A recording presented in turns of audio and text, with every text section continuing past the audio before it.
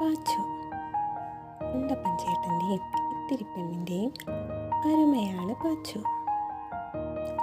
കണ്ണു തുറക്കാത്ത ചോരക്കുഞ്ഞിനെ കാട്ടീന്ന് കിട്ടിയതാണ് അവർക്ക്. സ്വന്തം കുഞ്ഞിനെ പോലെ അവർ അവനെ വളർത്തി. പവിഴമല്ലിക്കാട്ടിൻ്റെ മൊത്തത്തിലുള്ള ഭരണം ഏറ്റെടുത്തിരിക്കുകയാണ് പാച്ചു.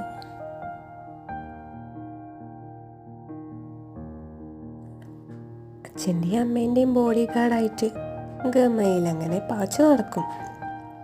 പാച്ചുവിന് വലിയൊരു മോഹമുണ്ട്. ഒരു മാലാഖയെ കാണണം. എപ്പോഴും ആകാശത്തേക്കാണ് ആളുടെ നോട്ടം. മാലാഖ വരുന്നുണ്ടോ? അവൻ നോക്കിയിരിക്കും. എന്നെങ്കിലും വരുമായിരിക്കും.